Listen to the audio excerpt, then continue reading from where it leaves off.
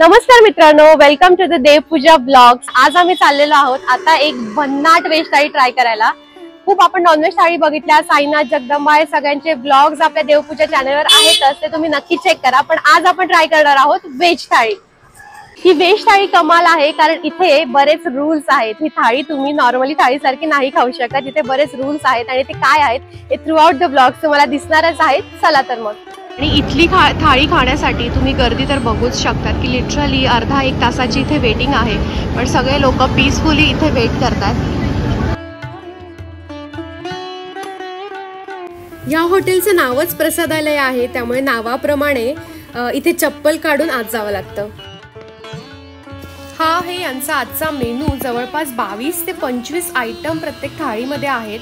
370 ला रेग्युलर थाळी आणि 425 ला पुरणपोळी थाळी आहे, which is quite worth.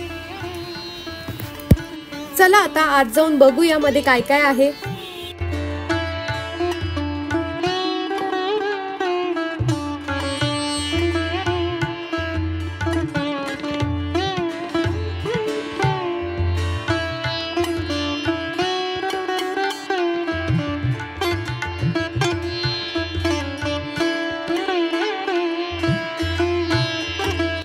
Interesting गोष्ट म्हणजे इथल्या प्रत्येक स्टाफला असा प्रॉपर महाराष्ट्रीयन अटायरचा युनिफॉर्म आहे।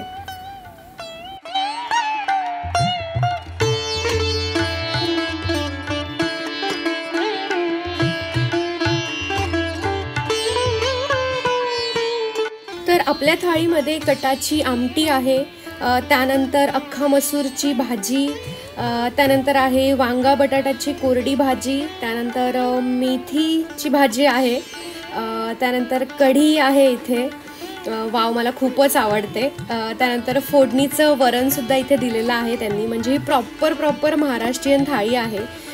त्यानंतर इथे मशरूमची भाजी आहे, त्यानंतर खीर आहे जी पुरणपोळीसोबत सगळ्यांना आवडते। त्यानंतर इथे खीरचेच 2 प्रकार आहेत।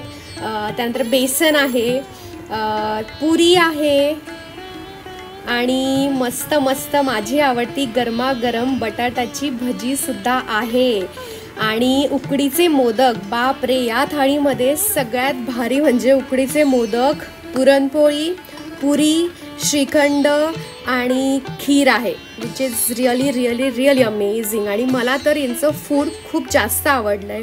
म्हणजे खीर तर एवढी छान होती की जसं आपली आई बनवते ना, एकदम तशी होती।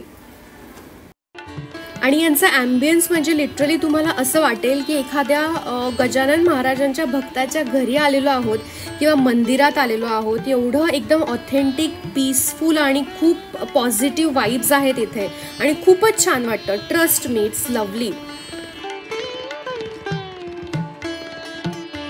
तर गाईज, पुण्यातील हॉटेल प्रसादालयला एकदा नक्की विजिट करा। आम्हाला तर इथलं जेवण खूप आवडलेलं आहे। ॲड्रेस डिस्क्रिप्शनमध्ये आहे। थँक्यू।